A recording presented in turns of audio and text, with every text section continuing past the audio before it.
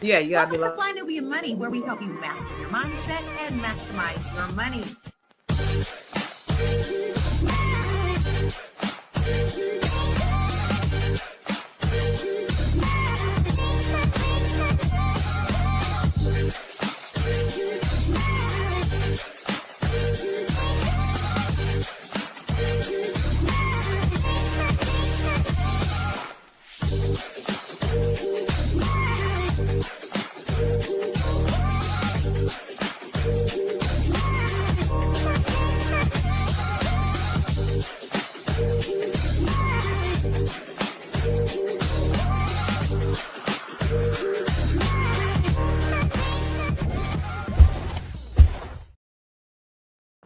what's up, what's up, what's up, everybody? This is Fly Nubian Money, where we help you to master your mindset and maximize your what, ladies? Your shmoney. Money. Yes. Money. Oh my God. So today is going to be, I don't know, an interesting, maybe explosive conversation. Listen, we could not stop talking about this very topic just between the four of us before we even got on here. We had to get reined in. And if you can see behind me, I got the American flag behind me, y'all, because guess what? I love this country. I really do. I was born here. My mama was born here. My grandmama, my great-great-grandmama, everybody was born here. And so I love this country. And so, you know, with the state of where this country is today is very divisive. And it seems like it's getting worse by the day. But before we get started, I want to introduce you to the most dopest queens on the planet. So I first want to talk to my girl all the way from, oh God, you are not from Zimbabwe. Where are you from, Noma? Botswana. Oh my God, I knew it. It was on the tip of my tongue. Oh my God. All the way from Botswana, Miss Nomalanga. She is marriage, motherhood, and what? Money. You heard me. What's up, Miss Nomalanga? All the way from Botswana. How you doing, lady? Awesome. Feeling great today. How are you? I'm good. You ready for the conversation? As I'll ever be. Okay, that's what's up. And then I have my good girlfriend, the wealth activator, Miss Aisha, hailing all the way from Los Angeles, California. What's up, Miss Aisha? Hello, good morning. How are you? Hey. And finally, I have my fellow patriot. Go ahead and stand up for him, Miss Shalaye. Go ahead and stand up for him. Show him what's going on. See, we patriots. SOS, smoke signals. Hers is a little bit different than mine. While my flag is very right side up, hers is right side down. I don't know what that means. She gonna get into it. It says we the people. What does it say on the bottom? We the people are not okay. Oh, we are not okay. Ooh, and I think that's a good segue into the topic today. So Shalaye is a real estate broker all the way from Boston. Boston in So the ladies, house. I know, yes, I know you've seen all the craziness that's been happening over the last 24 hours. We saw live in living color something that I don't think we've ever seen before, and that's Mr. Charlie Kirk. And I've been talking about him for months, where he got assassinated right here on at Utah University. What we're going to talk about today is what they reveal about leadership and extremism and maybe even community safety. This is not about any one person today, you guys. So let's get this out your mind. But I don't know if we're going to be able to veer away from this one person and the rhetoric. I don't know. The conversation is going to be what the conversation is going to be. But this is really supposed to be about what happens when leaders ignore diversity, ethics, and responsibility. So we're going to break it all the way down to the very last compound, all the lessons for the Black community, for young leaders, and for protecting your people and your resources. So before we get into the first video, I want to know what, Shalaye, was your first thought when you saw, and then y'all in the chat too, everybody in the chat, what was your first thought when you saw the video yesterday? Well, see, I didn't even see the video. I maybe 4 o'clock in the morning, I got like an alert on my phone, and I just happened to be up, and I saw Today? it. Today? Wait, Yeah. today? I just found out. Oh, you weren't on social media yesterday because No, I oh, was not. oh, And so I just went, and I was like, who's Charlie Kirk? And then I was like, oh, him. My reaction, I didn't really have, I didn't have a huge reaction to it. Still processing. Well, you're new to it, so I'm gonna give you a couple hours, but I can tell you what I felt very immediately. Aisha, what about you? What did you think? Did you see the video yesterday? Yes, I did. Okay, what was the first thought when you saw it? I think, to be honest, I was saddened that nobody deserves to be killed like that. That's just my first thought. I didn't know him, but that was my first thought, that nobody deserves to be killed like that. Then I started hearing more and more and more and more.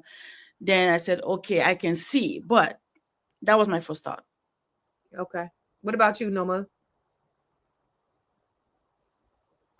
I also have the same kind of feeling as Aisha. I don't think that no matter how, whatever inflammatory thing a person is saying, that, their wife deserves a dead husband and their kids deserve a dead dad. That's just how I feel. And maybe it's because, I've dealt with death just recently, so maybe I feel that more strongly. But that's how I look at most things. Even when people go to prison, and even if they deserve to go to prison, I always think to myself, "Oh, his poor wife. Oh, those poor children." That's just how I respond to, yeah, a person getting killed. Yeah, death is a real thing. And one thing Charlie Kirk said is, I think empathy is a made up new age term that has done a lot of damage. And fortunately for him, most of us have empathy. But Charlie Kirk, which I followed him, I've reposted his shit for a while. He had no empathy for anybody else. He said it was there was a gentleman that I had shared his a post that he made, and he said my son was killed in a mass killing, and Charlie Kirk said, "Oh well, that's black people stuff." Charlie Kirk was famous for saying things about the black community, rhetoric about, and I don't care about any of the, I'm not saying I'm not part of any of the communities. I'm not part of LGBT, AQ, and all that other stuff. So my focus is on the black community. And when the inflammatory things that this man said about black people, about women, about our culture, about DEI, and then he said that basically being murdered was a sacrifice for being able to keep the Second Amendment, their rights to bear arms. I mean, he said it's like he welcomed it. He didn't mean that for himself. He meant that for everybody else. And so for all of us, so did any of you guys know who he was before this happened? No. Okay. I didn't know who he was. Have you since learned about any of the things that he said about our community? Yes. Horrible things. Yes, I have now. Horrible, racist, inflammatory, untrue, disgusting things. All the things. Yeah. So Noma, what are your thoughts about just the things about that he said about our community? And then we're going to go into a video. I haven't heard much about just to start with, I'm only hearing about this today because it was all over my timeline. And I don't typically watch the news. I'm very specific about when we're on the show. I focus on what we're going to talk about. But he sounded like a really awful person. And he was specifically awful towards anybody that was not like him. So, with all that said, I still don't believe he deserves to get shot. I believe also in the right to bear arms. My husband is a hunter. We eat game meat, but the thing is, you can have all those viewpoints and things without being as hateful as he sounds like he was. Well, since you don't know anything about Charlie Kirk, let's take a look at one of the videos. You are race obsessed. I am not race obsessed. Like, they're killing white people in the streets in South Africa. It's literally a mini white genocide. You see a black pilot, you wonder, boy, is that person there because they earned it or because they were placed there? What percentage of young blacks have both a mom and a dad raising them? Blacks in America. Black women married the government and divorced the men. Why do blacks have a broken family? Why is it that black America is one of the only populations, that and Native American populations, that have not been able to overcome such evil, horrors, and injustices? Blacks commit more crimes than whites do. You talk about race more than the Grand Wizard of the KKK.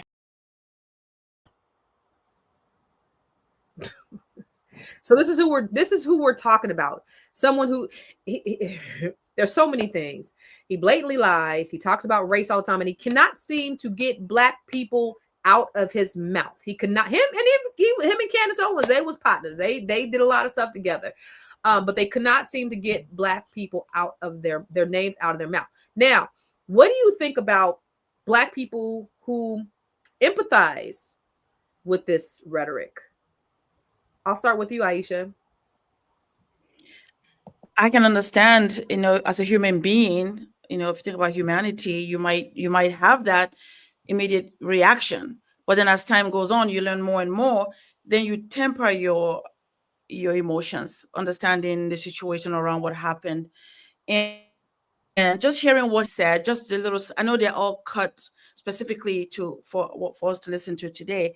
I thought about that. I don't know. I never knew about him until just yesterday when this happened. And I thought about it deeply as an immigrant to this country that is of the race that he talks about, and trying to understand, why would you even speak about any group of people like that? Why? You should never. So my first thing was, who raised you to actually think that you can speak about other people like that? Right. And then there was something he just said that actually, the more I learn about him, the more I say, wow, I can see why somebody will dislike you so much. Right. And even though you don't deserve to die like that, it's not right, because then the injustice now means it can happen to any of us too, right? So when he was saying, if you see a black pilot, you think, how did he get there? And here am I grew up in a country where it's all black. The Alpha jet pilots are 17, 18 years old men flying these machines for years. I grew up like that. So when you speak like that, it makes me think, wow, you must not have been raised properly, or you must have only been in America only. Because where I'm from, the doctors, the lawyers, the engineers, they're all black people, and they're damn good at what they do. Just because your group of people try to subjugate them doesn't mean that we don't have them. Right. So that kind of make me think, wow, okay, you must not know about black people that much. You must have only traveled very small part of your life. That's how I feel hearing him talk like that. But Yeah. it's sad. It's sad. Well, I think Charlie Kirk is one of the many reflections, as is a lot of these white supremacists, that these thoughts and actions have not died. And you know what I found when I looked at a lot of the interviews is that a lot of people were saying, he's saying exactly what I've been feeling for a long time, and I just haven't been able to express it. These people have been hiding how they felt about Black people for a very long time, and finally somebody gave a voice to it, and he became their hero, and now he is their martyr. We're going to talk more about this when we come back from the break. It's a good show right here. But I'm biased. If you are just tuning in, you are watching Fly Nubian Money, where we help you master your mindset and maximize your money. My name is Tiara Williams. I'm also known as Miss Black Hollywood, and I'm the proud producer of this show because it is lit. If you want to receive notifications for when we go live Monday through Friday, 1 to 2 p.m. Eastern Standard Time. All you have to do is text the word Queens to 87948. That's Queens to 87948. That's QUEENS to 87948. Also, if you want to grow your money and not blow your money, all you have to do is go to flynubianmoney.com. There's all kinds of resources, there's courses, there's free giveaways. There's just no reason to be broke in 2025. All you have to do is go to flynubianmoney.com. Obviously, you don't want to be entertained here. You want to know enough to grow. Wait, I need to put that on a shirt. You got to know to grow. Got to know to grow. So know and grow with flynubianmoney.com. So if you are just tuning in with us, we're talking about Charlie Kirk, who a white man who was a junior college, community college dropout, who would go to college campuses all over the country and do debates with some scholars from all over the world. He did one at Oxford and got destroyed. He's done them all over the country, just debating about different things. And most of the time, if you hear what he says, he's lies, but he says it with so much conviction that you think he's telling the truth. And a lot of what he's doing is he's indoctrinating a lot of these young people. What do you think the danger, or maybe not danger, of this type of indoctrination, Nomalanga, that could happen when you're going to these colleges with these young, impressionable minds? Like, what do you think is the danger or the result that could come from it? It actually is very dangerous, because you know what? Some of the things that he says are actually true, but they lack context and background. See? So then he mixes that with lies, and then he makes it sound, he's very passionate, he sounds very convincing, and a lot of idiots will fall for it. I mean, I felt the same way about the current president, because he also was just giving a voice to what people were afraid to say, and he just said it. And then the fact that he is president for the second time shows that there are a lot of people that agree with him, even though they're not saying it. So I'm not sure that he's introducing something that doesn't exist. He's just saying it out loud. Where some people, and that's what I've always said about, I've experienced American racism and I've experienced South African racism. And while we're on South Africa, I want to say white people are not getting killed on the street in South Africa. That part. Yeah, but I've experienced South African racism and American racism. South African racism is in your face. Like, they will literally tell you that I don't like you, I don't want you here. They just, if you sit next to them, they can move away. It's toned down a little bit because part of it is that they're the minority and Black people are the majority. American racism is very stealthy. They smile in your face. They tell you that, oh, your hair's so beautiful. Oh, you have, those features, blah, blah. But in their mind, they could hate you and wish you were dead, but still smile in your face. They can even hire you. And from the day you're hired, they will sabotage you and prove that you don't even belong there, even though they hired you. And what he's just doing is just saying out loud what we have, through maybe laws and whatever else, have stopped the worst of racists. We've stopped them from being able to say what they want to say with hate, calling it hate crime and all this. All you're doing is just stifling their voice, but you're not going to change how they feel. Yeah. That is the truth. Shalaye, I see you chomping at the bit over there. You ready? Well, I know you got a lot of good shit to say. It's just, again, I'm still wrapping my brain around it, right? But it's just really ironic. Everything about it is ironic to me. It's ironic that he got killed by a gun, and he's such a fighter for the Second Amendment, which I believe everyone should have the right to bear arms. We all need to be bearing arms, right? I just think it's ironic that he called George Floyd a scumbag when he was killed by the police. And I say, well, maybe now he's in good company. That's it. Well, there's so many things. And so, when you talk about George Floyd, and there was a debate that a young girl, I don't know if we have the video. Do we have the video at all? But there was a debate where a young girl was asking, why he thinks Derek Chauvin should be exonerated or commuted, or what do you call that? But should be let out of jail. And he was giving all of these lies in rapid succession to make it sound like they prove this, they prove this, they prove this. And everybody's like, yeah. And they're believing, and they're lies, but he says it with so much conviction that it makes it sound true. And that's the danger. And so America is already a boiling pot of, this racism that has been steeped embedded in the fabric of this country since the inception. It just kind of got buried, and a Band-Aid was placed on it, and it's just been bubbling.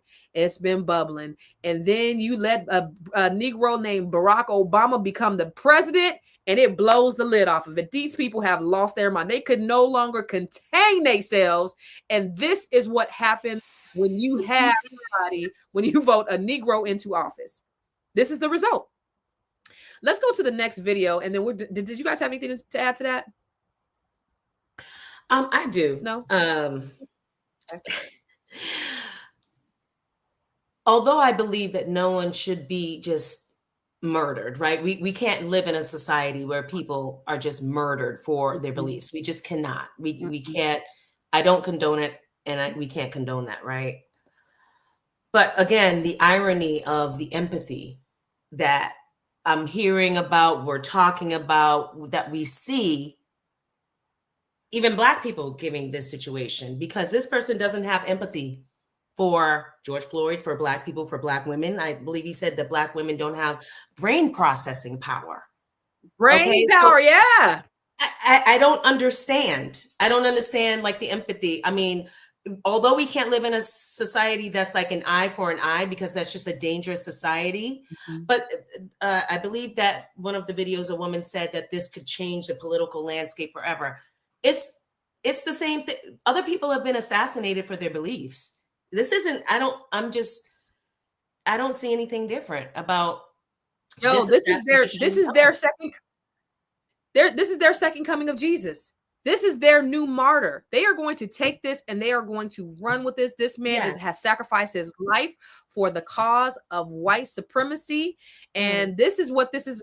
This is the opening of that. And Trump, all he's doing is he's fanning the flames. He's exacerbating it. I don't know if you guys saw the speech from Donald Trump, but he said, this is the left-wing lunatics, the extremists. We don't know who shot the man. Right. We have no clue.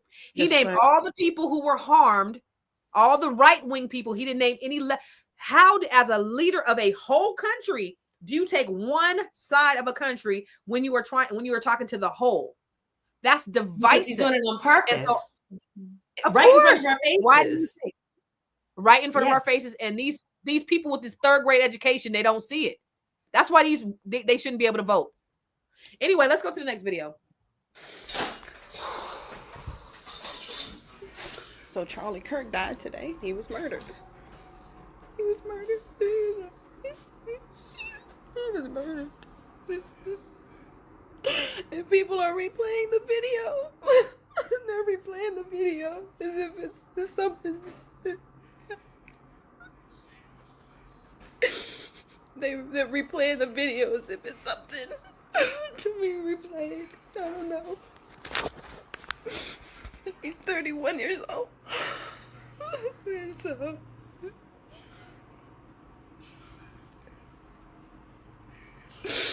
over words. And it's not just words. It's the truth. You hear me? It's the truth. People hate the truth. And they hate the truth because they hate God. I'm over here packing with my girls. And we just got the news.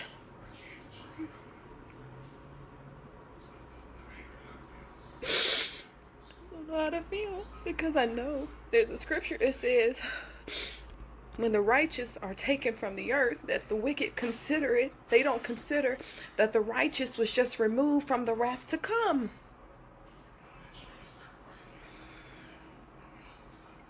And Charlie Kirk was a man, a man's man. He was a man, and he loved his family. The video is awful. The video is awful. I thought it was AI.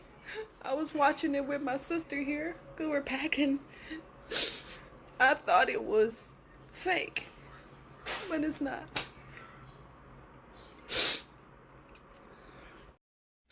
Girl, if you don't get this coon shit up off my screen. Is it not satire? Is it not satire? Like, it's people out there. It's people that I had to delete off my Facebook with this silly ad. I'm at my daddy's house, y'all. I'm at my dad's house, and I shouldn't be cussing, but this is starting to piss me the hell off. I'm gonna say it real quiet. It's starting to piss me the fuck off. You hear me? There's some kids that died yesterday at a school, right? It's a senator that just got killed a few months ago. It's people that die every day. It's stuff going on in Gaza, and this is what you choose to get on social media, on Beyonce's internet and do. This is who you choose to cry over. A man who talks about you and says that you are not smart. Yes. And then you didn't want to see this man. I'm sorry. Let me go on mute. Nah. I mean, he said that y'all didn't have daddies. I'm at my daddy house right now. He said y'all didn't have daddies. He said that y'all commit crimes more than anybody else, that Black women are dumb, that they're rude, that they're incompetent, and this is who you choose to cry over. That's all I got to say. Aisha, what was your thoughts? You know, when I started listening to her talking, to me, I I think need your voice of reason. Thank you. Go ahead. Give us a voice. I think it's just the humanity of it. That's why I saw that for it to be happening, because it's very traumatic for you to see. It doesn't matter who it is being killed in front of you right there, and you see it played. It's traumatic, and it just makes you kind of say, "Oh, that just happened," and it just kind of pulls you back, regardless of what the person says over and over again that you know is bad. When you go back and look at everything they said, it happening right there. Everybody's right there. Your family. It's traumatic. Even her talking actually want to make me cry, because that was what I felt. I want to The make you trauma cry. of it. That this is traumatic. Why somebody just get killed because again, yeah, I think I can see why she's crying, but that doesn't mean I'm going to be crying either. But I can understand that. It's hard. It's heart wrenching to watch. Noma, it wasn't satire. That's where I was stuck. I really thought when she had her face over here, like her hand over her, when she had her hand over her face, I thought when she took it out, she'd be like, "Gotcha!" Whatever. Yes. That's what I, honest to God, the whole way through. And then when she said, "I'm here with my sister," I thought at the end, and Tiara, one of our producers, loves to joke. I thought that's what that was. Like it was a whole satire thing. And when it ended and she was still just crying, listen, at the beginning of the show, I talked about some of what Aisha's saying about the humanity in general of a person getting killed. But no, sis, no, like, This ain't go it. go jump in the lake. Like, really? Are you kidding? I mean, come on. Like, somebody needs to slap her face. No, she might be a conservative that believes what he says. That believes black people are I'm a stupid. conservative. Black people don't deserve nothing. I'm a conservative. And then she Yeah. had the audacity to sprinkle in some scriptures. Yes! Like, That's what they do. I was watching this thing like, what's the movie with Samuel L. Jackson when he was the slave? Was it Django? Django. Yes. I was like, this is reminiscent of Django. What is it? The Django? Yes. Like, let's go on her page and see if she has any other crying videos for the children who die, and for JFK, MLK, like any other crying for this man who believes that you don't have brain processing power, who stops at nothing every time he opens his mouth to race bait. I'm confused. But even if he says it about us, I don't believe that. To me, that's just a reflection of who he is. To me, when people say don't believe it either. It doesn't reflect He wants us all to who believe he is and his lack of understanding, his own lack of knowledge. That's what it reflects to me. It's him. Here's the thing. I don't believe it. You don't believe it. We know it's not true. We know it's not true. Other people don't. And there are other impressionable people out there who take every word that this man says, and that's the sad part. That's the who's crying. And that's the thing. It's the dog whistle. It's the dog whistle sound bites. It's the dog whistle. He's just repeating what what they've been trying to put out for years. These are just dog whistle sound bites. It is. You take something welfare. He also talking about Black people already receive reparations through welfare. Well, if that's damn true, white people, welfare was created for white people. Hello. Black people weren't even supposed to ever get welfare. That's not reparations. That's you subjugated a group of people and put them in a position where they had nothing. And then you said, okay, well, at least we're going to give you a little crumbs, but you can only make a certain amount. And once, if you try to elevate, you ain't going to get our crumbs. So you can't eat. You can't have a loaf of bread. You can't eat. Yeah. And that's our reparations. This is the man. This woman is crying.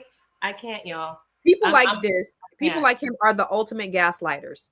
They will tell you, they will do something and tell you that this is not true. They will do something and this is not what you've seen. And this is what white supremacists do. This is what this administration does. This is what these right-wing people do. And when you know how many coons I had to, not many, because I deleted most of them after Trayvon Martin. I deleted most of the coons and the white people who supported this kind of rhetoric. I deleted them a long time ago. Had a couple of them in my family. I'm like, oh shoot, okay, got to delete them.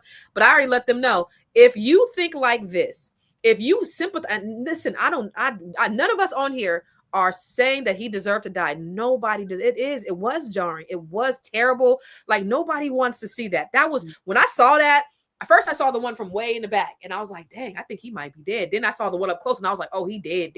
So I was just like, whoa, right? Nobody wants to see that. However, the things that this man has said, and if you say this man was a good Christian, he had the heart of Christ, and if you say that if you're my friend and this is what you think, that he was a Christian, he had the heart of Christ, he was a follower of Christ, then you don't deserve to be my friend, because he didn't like me. He doesn't like people who look like me, and he does things to cause harm to people like me. And if you follow him, then you cannot possibly like me. So whether you're white, black, Mexican, or whatever, you cannot be my friend. And I told them, y'all delete me, or if I see some shit on my timeline, I'm deleting you. But I'm not going to be engaging with anybody who thinks like this. Period. I understand that people always say, "Oh, we can have different thoughts." No, that's dangerous. That's dangerous. The way he spoke was dangerous. I don't think he was right at all. No. I'm like, what about people like that? That's dangerous. You don't talk about anyone like that. No. And that stuff creates an environment where we're not safe. So I'm just exactly nobody's safe. Mm-hmm. Yeah, we're not safe. For her to say only for words, it's only words. It's not only words, and she even said it's not only words. Words matter. It's a way of thinking. It's a way of thinking about a certain group of people and giving you the excuse to treat them however you want to treat them, and for them to die on camera, like George Floyd did. Was she crying? For them to die on camera, and then you call him a scumbag. I think we got a commercial. We're going commercial. Thank you. I know you're busy, you got things to do, and you can't take us on the go with you every single day. Good news for you. We are now on Spotify. So if you can't watch us, now you can listen to us on Spotify. Search Fly Nubian Money and all the episodes shall appear. All you have to do is like, subscribe, leave a 5-star rating, leave some comments, tell people how you love us, so that when other people come along and are looking for a great show to watch, they can find Fly Nubian Money too. One last thing, and just in case you've been sitting under a rock, Fly Nubian Money now has an investment club. We are the Fly Nubian Money Club. It's easy. All you have to do is go to flynubianmoneyclub.com, and I am committed to bringing in top experts from all industries to help you level up. They're teaching us the skills that we need to compete in this market. We often say that nobody is coming to save us, not the government, but guess what? We're coming to save us. I'm coming to save you with the Fly Nubian Money Club. So listen, all you have to do again is go to flynubianmoneyclub.com. We have a 30-day free trial set up just for you, just for those people that are struggling. Even if you ain't struggling, you ain't got to struggle. I'm coming. Okay, let me stop playing. I'll see you soon. Black Americans, about 13 to 14% of the population. Yes, about half of all prisoners are black. Exactly. So blacks commit more crimes than whites do. They commit more murders, they commit more arsons, they commit more kidnappings. For example, blacks are 13% of the population and they commit 58% of all the murders. Okay, let's talk about it. These are obviously racist claims, but I will respond to them as if Charlie Kirk were a reasonable person. Black Americans, about 13 to 14% of the population. Yes, about half of all prisoners are black. Wrong. Just 38% of America's prison population is black. That's according to the U.S. government. But it makes you wonder why Charlie feels the need to add an additional 12% to the black prison population. Could it be because his bigoted talking points only work if he exaggerates them? If Charlie were actually looking for the race that makes up half the prison population in the U.S., he'd look no further than white people at 57%. Exactly. So blacks commit more crimes than whites do. Wrong. The word "so" is doing a lot of heavy lifting in that sentence. So blacks commit more crimes. He's saying "so" as in therefore, as in one could conclude, but Charlie knows he's lying. Even if he hadn't just lied about the black prison population, Charlie is smart enough to know that correlation does not equal causation, but he's hoping that you don't know that. So he deploys the word "so" to make you think he's coming to an obvious conclusion. So blacks Instead, he's making an illogical, racist leap. Charlie knows that we don't have usable data about who commits crimes. It's impossible to have that data since so many crimes go both unreported and or unsolved. Charlie knows that we only have data about arrests and convictions. I'll come back to that data in a moment. What's painfully obvious is that Charlie Kirk isn't interested in understanding the statistics he so carelessly misquotes. He's interested in making bad faith arguments. Something that becomes even more obvious in his next point. Blacks are 13% of the population and they commit 58% of all the murders. Wrong again. And loud this time. If Charlie were interested in honesty, he would have mentioned the other 1350 statistic. Yes, black people are about 13% of the population, but make up 53% of all criminal exonerations. In fact, black people make up 55% of all murder exonerations. Specifically, black people are more likely than any other group in this country to be convicted of crimes they did not commit. And then people like you have the nerve to parade these stats around as though they prove something. The reality is that you probably know these stats, but you leave them out on purpose, because to bring that stat into this conversation would make some people think. And that's the last thing a person like you wants. So, hold on. Before I get into that, I do need to acknowledge this. He mentioned it was announced that Southern University and a few more HBCUs is on lockdown. My son just called me, but I posted this on my son's at Hampton.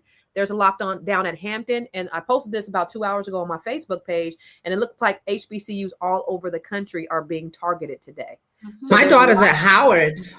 Yeah. So you may want to check in on her, but it's at Clark. I see Virginia State is included.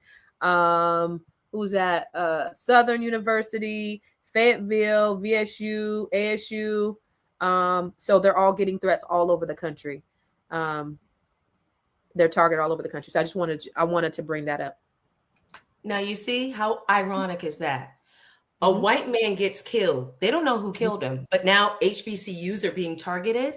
Exactly. That's the reason why his rhetoric is so freaking dangerous. It's dangerous. The rhetoric is not good. That's unfortunate. That's what this was going to happen. Now all over the place, we'll all be working without looking behind us, make sure that nobody is going to hurt us, and that's very sad. All of us suffer when this happens. Nobody is free. Everybody suffers. That's the sad part. You know, when you talk like that, it's so unfortunate. And when I heard him too, I said, "Wow, the way he speaks, as if it's so true." You don't talk like that.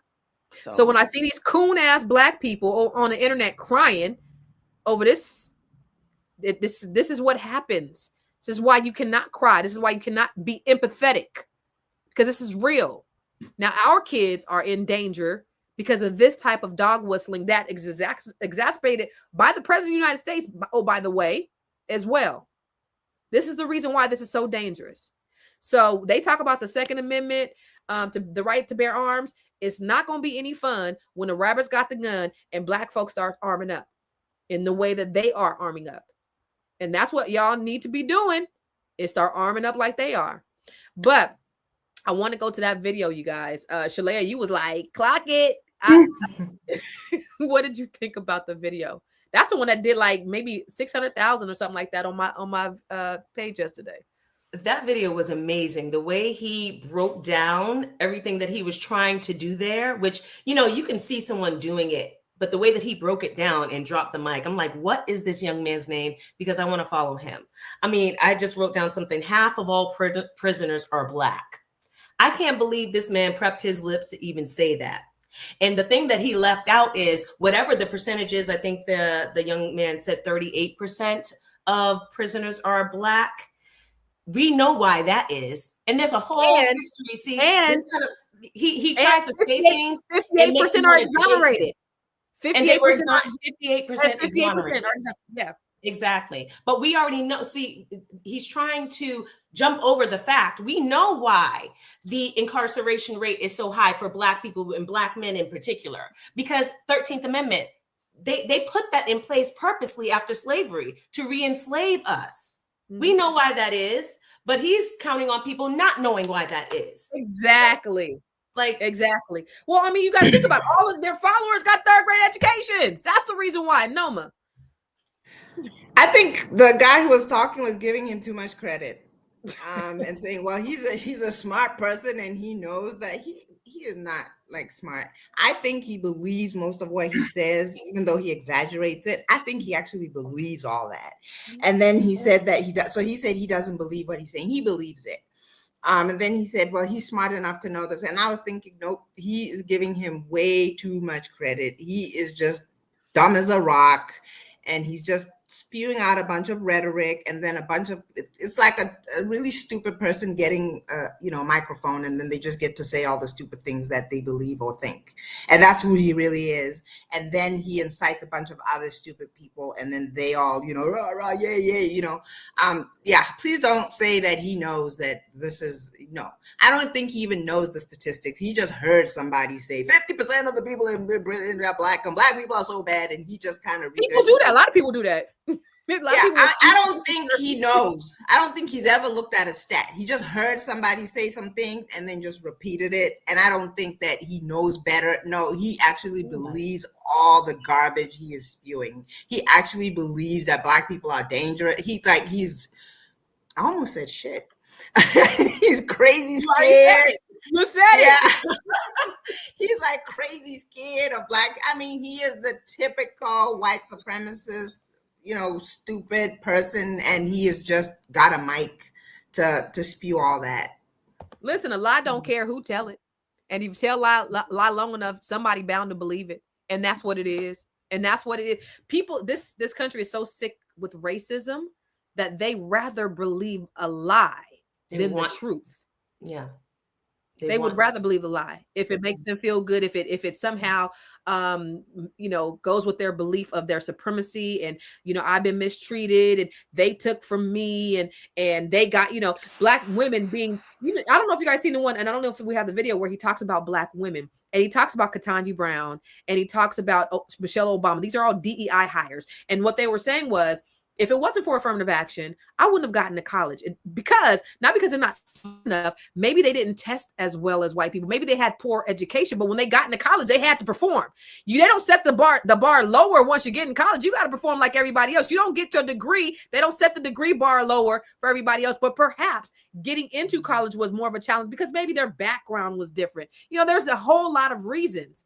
But he says, see, that's the reason why they are working in capacities that they have no business working in, because they're DEI. This is how he took that. And so we know that black women are the most educated demographic out here in this country, but now you minimize them because of white mediocrity, because they just can't perform, and they're feeling some kind of way about it because we're taking their jobs, because we're getting opportunities because we are educated. But Aisha, what do you have to say?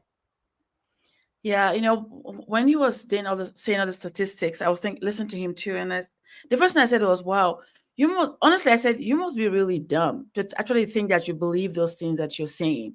Like, where are you getting this from, and who told you that?" I say, "Well, yeah, because you believe in what the media is putting out there. That is why you're saying these things. Because the truth of the matter is, if you look at it, even the amount of people, your numbers are skewed. It doesn't even make any sense that you want to say this group of people are the ones that are causing the problem. Well, also, why is that? Because you also are being selective. You only show them over and over and over again as the bad people. You always do that on purpose. And then you now use that to now gaslight everybody, right? When we know for certain that it's not true. I understand accountability and some of the parts that, again, somebody said something that is true, but then they embellish it to make it look, oh my God, it's so right. That's what he's doing. Mm-hmm. And even I'm like, come on, man, you can't talk like that about people when you know that it's not right and it's not true. He may or may not know, because it's like you said, he probably believes all this stuff. The problem is, anybody with any amount of intellect knows that he's dumb. Anybody with any amount of intellect knows that Trump is done. That's why you have most people who have college educations. They know about these people. They know about Donald Trump, white, black, whatever. Everybody knows Donald Trump don't know what the hell he's talking about. They know that Charlie Kirk doesn't know what the hell he's talking about. The problem is the greater majority of America does not. The problem is the greater majority of America has the education, literally the reading comprehension of 3rd grade to 6th grade. And only thing that they know is they're taking our jobs. And when you have a president that's further exacerbating this by fanning the flames, and then you have this white, because what they've done, these far right people have done is they got this young, charismatic, traditionally good looking white boy to go out there, and they put a lot of money behind him to go out there to indoctrinate all these young. He's the one that basically gave Trump the young white vote. Charlie Kirk handed the young white vote to Donald Trump. But this was all a part of the machine. Trump says, I love the poorly educated. They know if we can indoctrinate the poorly educated, all we need is one vote. All we need is them to vote. We don't give a damn if they're educated or not. We just need them to vote so that we can stay in power. And that's all this is about. But let's go to the next video. People are feeling a sense of euphoria, and people are feeling a sense of relief that it happened.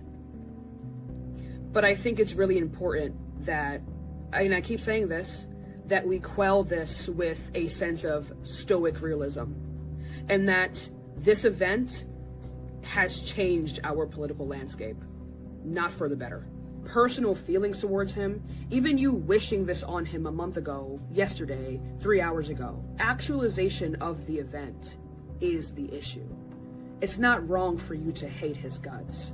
It's wrong for you not to defend his rights. The way that people are talking about this is so gross. Not even like that they don't care that he's gone, but it's like everyone just forgot who he is. Someone's father.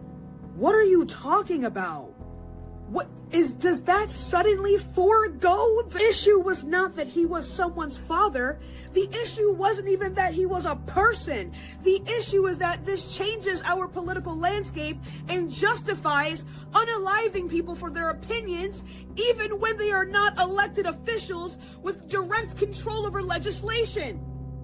We are approaching a societal norm of not being able to tell people what you believe in or become too influential at the threat of being unalived. That's the issue. Not people not caring that he's gone. It's the violence that will ensue. Has set a political precedent of unaliving influential pundits. That's what cares that people hate him. Who cares? Who cares that people were wishing for this to happen? Who cares? It has happened. It has happened, and now all of our rights are at stake. Not even from the administration. There is an agreement that we have within society that I will not infringe upon your rights, and you will not infringe upon mine, and I will enforce your rights in exchange for me enforcing your rights, you enforce my rights. If I don't like what you're... This is all this yelling and screaming is very presumptuous because we don't even know who killed him and we don't know why he was killed. But this is the rhetoric that's pushed out by the administration and everybody else. Did you see that senator that got interviewed yesterday? She goes, this is the fault of the left liberal lunatics. They are responsible for this. And the interviewer was like, okay, so would you say this about what happened to the senator a few months, the Democratic senator? What about her? No, I'm not talking about that. This is nobody wants to.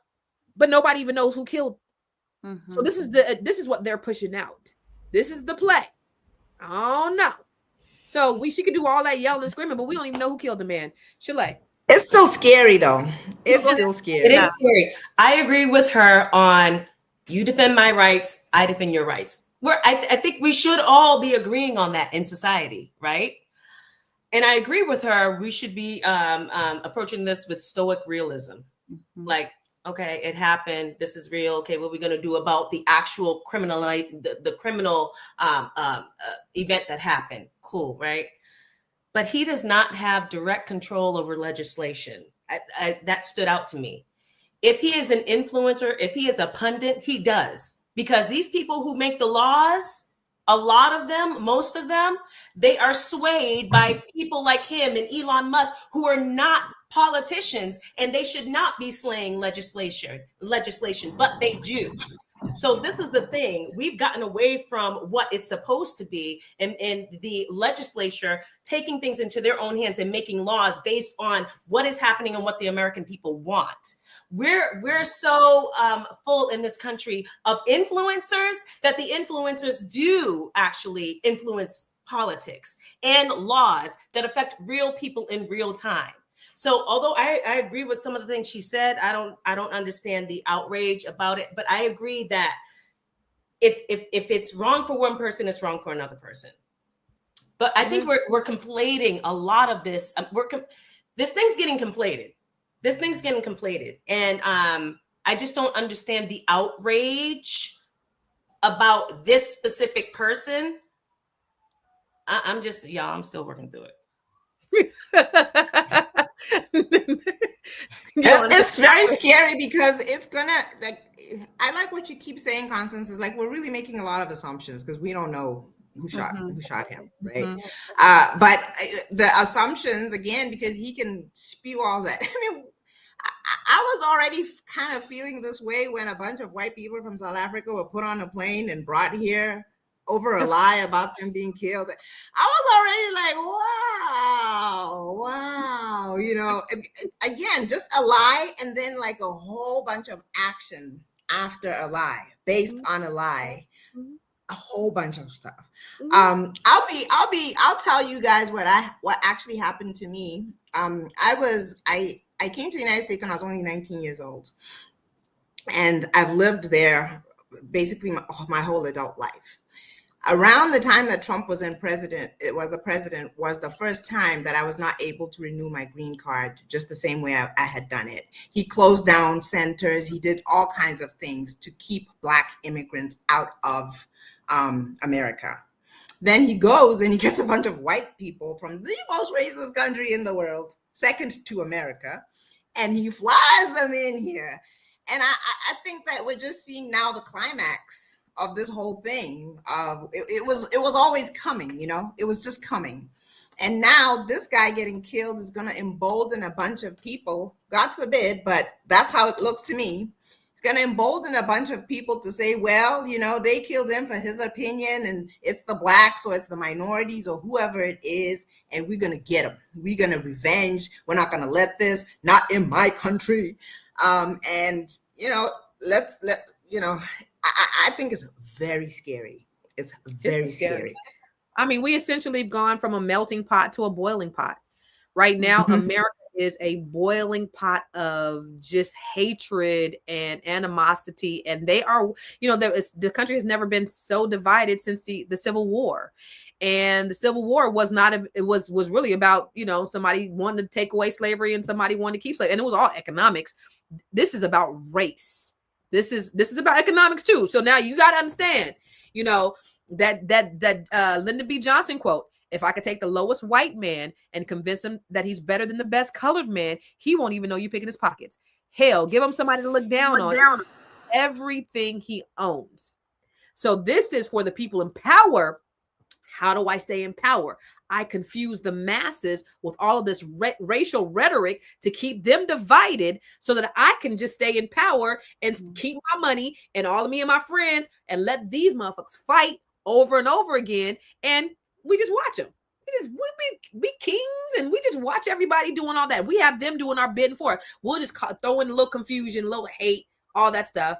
And we just keep making money. That's what we're doing. That's what it's about. For them, it's about that. For the people down here, the uneducated ones, it's about race. Aisha, what do you think? You know, just what you said. Wow, it's now causing the confusion within the regular people, fighting and hating each other, and now saying, you guys did this to us, so we'll do this back to you, while those that are up there are just up there, right? So I think we have to be very careful, understanding that this is something that all of us should say, oh, you know what? No, we can't keep doing this to each other. We have to find a way to communicate where we can listen to each other properly and understand where we're all coming from, because there's always a backstory. What is the backstory? Instead of painting everybody with one brush, we should, that was what he was doing, and causing everybody just to be on edge. Like, wait, listen, what you're saying is not true. And going back and seeing all the videos, really, I can see why this was coming for him, because people are just saying, really, this is what you think about us? Even though the sad part is the people that are behind him sponsoring this and making it the face of whatever they're trying to portray, they're still going to be up there waiting for the next one to replace him. And they keep causing chaos amongst us, which is very you can't put it past this country that his own will assassinate him just to rile up. That's what I was saying. That's what I was saying earlier. Like all these, that's the nature of American racism. Yep. They will sacrifice him just to get everything. Everybody all riled up to this day that anybody shot Donald Trump's tip of his ear. Girl, please. Please. But it worked. He got elected, right? Did he did like this with blood on him? I mean, come on. You know, all of that was fake and staged. All of it. Ear. Nothing on the ear. And then he had all of his followers with little maxi pads on their ears. You know how it feels to be like it's like I'll explain something to you. When you're actually in America, some of that, I don't know, you get so embroiled in it. If you take a step back, it is hilarious. It is sure. It hilarious. is hilarious. You know what? For us, Yes. it's embarrassing. It is embarrassing. That's the right word. Embarrassing. Actually, it is embarrassing. Like unbelievable. Yeah. I'm glad But you you know said it, Noma, because that's exactly what I was thinking. It's We don't know who did it. Yeah. It's even more embarrassing when you have black people doing that shit too, though. Like you know the white people, right? Because they had a 500-year head start and they're still mediocre and they mad about it. Like that's their problem. But then when you have black people who have had this struggle and have overcome so much, and you still licking masses boots and you still acting like the Django, and you still, you would have been the one that Harriet Tubman shot. They was the ones that was telling on Nat Turner. You know what I'm saying? Those the ones that turned Nat Turner. These ones, the girls that was crying, them was the ones that would have been, telling on our ancestors that was trying to flee slavery. Yeah. So those are the ones that I would say that are embarrassing. Let's look at a couple of stats. The rise of extremist rhetoric in U.S. political over the last decade. Let's look at that. So Black women who are critical voters in local and national elections represent roughly 7% of the U.S. population, but have outsized influence. Over 90% voted for progressive policies in the last cycle, shaping policy outcomes that affect jobs, housing, and community funding. Economic impact of polarizing leadership. Research shows that areas with divisive political climates often see lower economic growth and lower community investment. Extremist policies or rhetoric can influence funding decisions and business confidence. Mm-hmm. So, what was that first? Go back to that first slide real quick. What was the first slide? Because I had a question. No, the second one.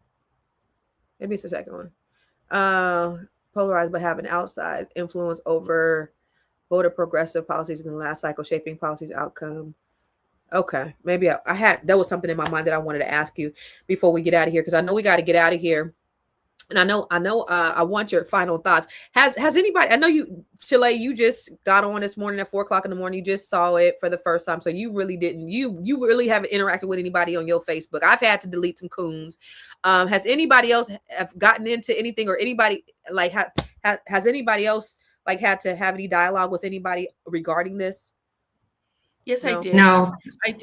I did. What happened, Aisha? With my husband, because my husband, when they happened, and I said, "Wow, did you hear what happened with this young guy?" He said, "Yeah." I said, "Wow, that's crazy." So because again, my family we're a mixed blessing, and we talked about it, and we said, "Wow, no matter what, you can't talk about people like that. You just can't."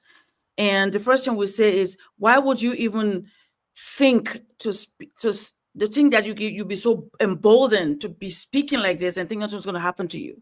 That was what we both talked about. We said we can't allow that if people that are around him, we say, who was advising him to actually think this was okay? That was our thought process.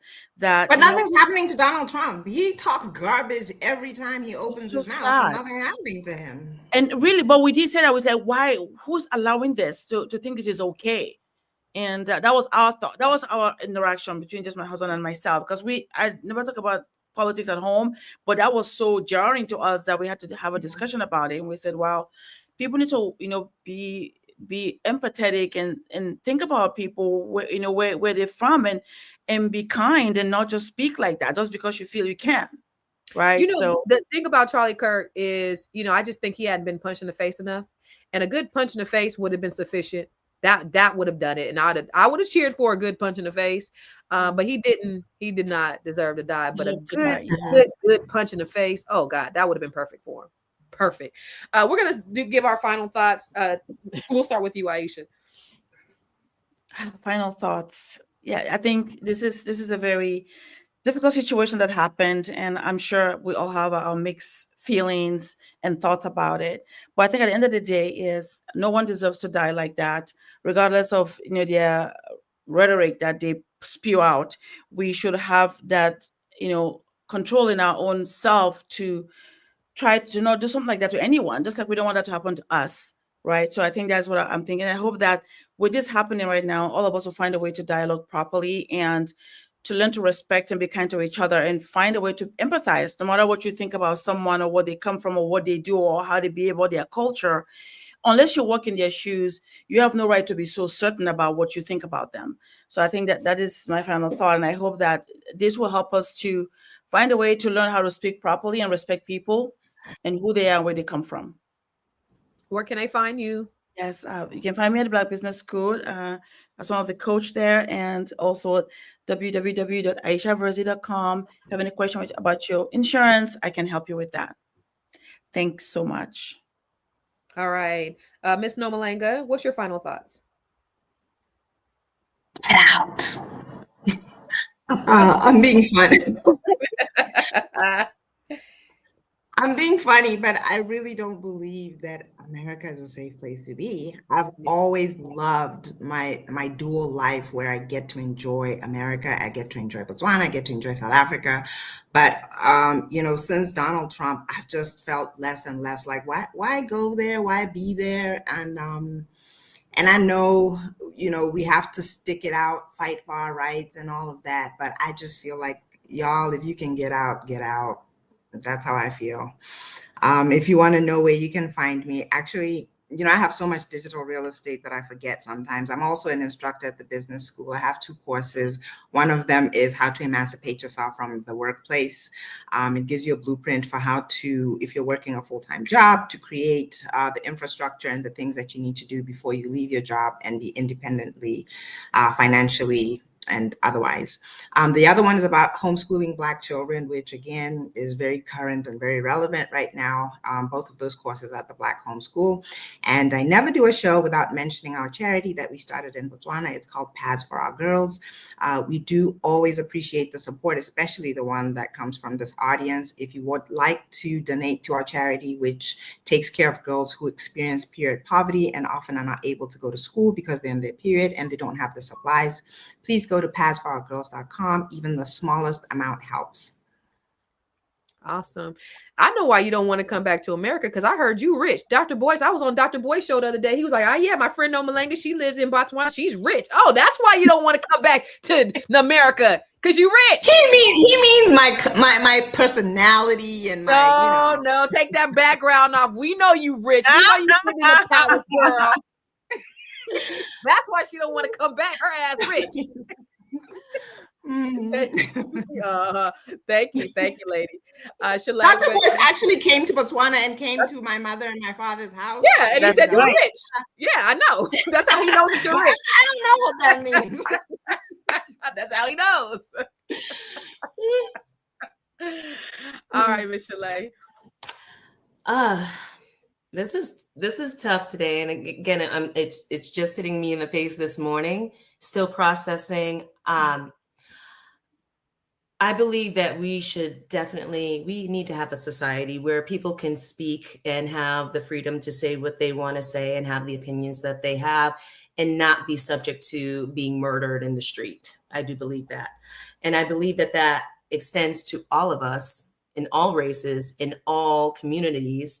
And I believe that America has to do a better job of protecting our citizens, whether that's against gun violence, whether that's against police brutality and political opposition and violence. We need to do a better job. I want to say that, so we heard a lot today. Words are not just words, and this doesn't justify someone murdering someone, but words, especially in this country and in this climate, have a direct correlation to real people's lives and real people's livelihoods, and whether or not someone can have the right to live in this country or not. So I think that just taking this all in and just realizing we all just need to do a better job of, like that girl in the last video said, protecting each other's rights. And that goes for everyone. I am Shalaye Camillo with Vital Source Realty in Boston, Massachusetts, and I can help you buy or sell real estate anywhere in the United States and Canada, and now internationally too. Nomalanga, I want to talk to you. And Aisha, I want to talk to you too. You guys can find me on Instagram at Shalaye Camillo, on YouTube at Shalaye Camillo, and at my website, vitalsourcerealty.com. Amen. Well, you know what? Somebody said, I know one of the participants and very saddened to hear their thoughts, but no reason to harm them for their differences. I don't know who she knows, one of y'all, not me, because I'm very clear on where I stand, and I've always been very clear where I stood. So she couldn't be nobody that I know. But I will tell you this, and this is what I always, number one, I'm Black first. And while I love everyone, my concern is with us. And this man was very dangerous to our culture. He's very dangerous to our community. I don't condone what happened to him. I don't condone the loss of life. It was brutal. Like, nobody wants to see that. It was disgusting. All the things. I hate that happened to him. A good punch in the face would have been sufficient. It would have been totally sufficient. But what we have to do for Black people is we have to arm ourselves. We have to do what they do. We gotta come together. We got to stop doing the bidding of the devil, because that's what we've been doing for so long. Somebody said on my I always put Black history spotlights on my page, and somebody said, I was talking about the hangings and lynchings and all that stuff, and somebody said, yeah, now we just laugh and sit back and laugh and watch y'all do it. We got to stop doing that, because we are doing the work of the devil, and they don't have to do their work. This is the work that they do, is spew the rhetoric, because they're preparing for us to start unifying, and that's what we have to do. So now we have each other. There are no borders with us being online, with us having the internet, with us having access to everybody. There are no borders. So Black people from Botswana to Nigeria to Boston to California to DC, we can connect wherever we are. There are no limits to being Black. And I don't care who we are, where we are all brothers and sisters. We got to stop the division, because I even see diaspora divisiveness. I'll see, we FBAs, and we don't like Africans, and we don't like, what the hell? Who made this up? When did this become the rule? That's so stupid. We got to unify. Black people, we have to unify. This is a trick of the enemy to keep us divided. Let them fight. We mind our Black business, and we mind our Black business. I'm gonna say it again. We mind, MINE. We work our Black business, and we mind our Black business. We come together and we work collectively so that we can build our communities. That's what we need to be worried about. All this stuff is going to happen.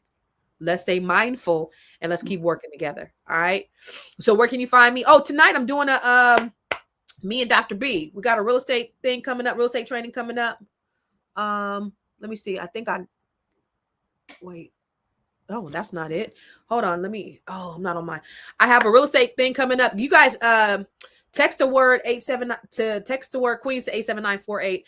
We actually have a real estate course training coming up tonight at 7:30 Eastern. We are going to be talking about how do we collaborate together to start building and developing and building our own communities. That's what we up to. We're not going to do that stupid ass shit. We're going to work together to build our communities. So if you guys want to be a part of it, if you're on Dr. Boyce's list, he'll send you out an email. If you're not, text Queens to 87948. Finally, I want to just say that this story is a wake-up call. Leadership is more than just influence. It comes with responsibility, with ethics, and awareness of how your decisions affect people and resources. Mm-hmm. So for the Black community, the lesson is clear. We have to invest in leaders who protect and uplift and hold leaders accountable. Remember that your mindset, your money, and your community are all connected. So we're going to see you tomorrow. Same bat time, same bat channel. And hey, thank all 1,200 of y'all who tuned in with us today. This was an engaging, dynamic conversation. Powerful. Make sure you share this out with all your friends and your family. All right. We'll see you tomorrow.